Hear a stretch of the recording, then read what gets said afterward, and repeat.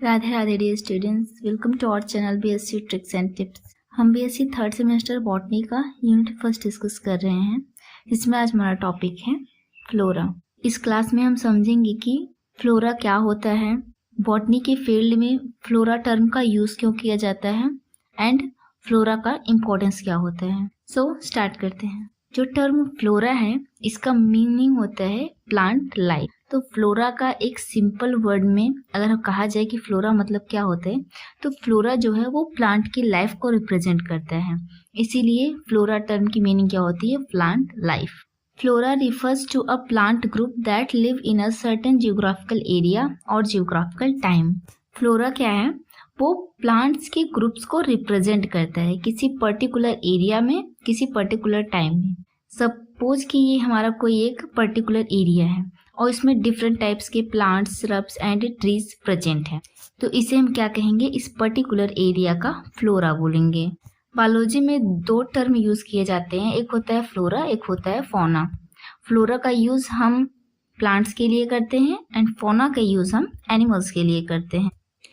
Flora refers to the collection of plant in a particular area such as country, state or even a specific ecosystem।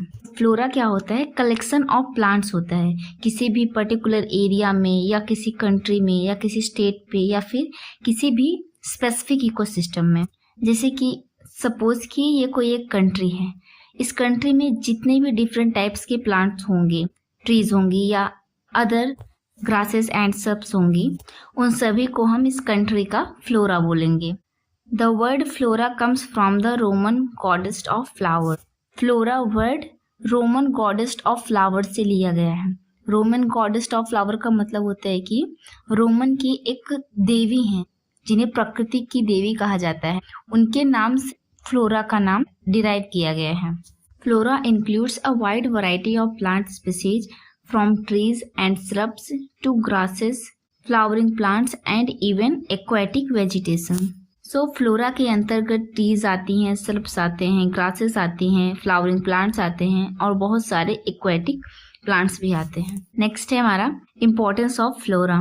Flora play a vital role in ecosystem, providing oxygen, food and shelter for the other organism and also contribute to the beauty and biodiversity of the natural world। जो flora होता है वो बहुत सारे organism को shelter provide करता है, food provide करता है, ऑक्सीजन प्रोवाइड करता है। बहुत सारे वृक्ष जो कि बहुत ही बड़े होते हैं उनके नीचे ऑर्गेनिज्म लिव करते हैं, रहते हैं, अपने फूड के लिए बहुत सारे ग्रासेस के ऊपर डिपेंड रहते हैं। तो इस प्रकार से जो हमारा फ्लोरा होता है वो ऑर्गेनिज्म को ऑक्सीजन, फूड, शेल्टर ये सभी प्रोवाइड करते हैं।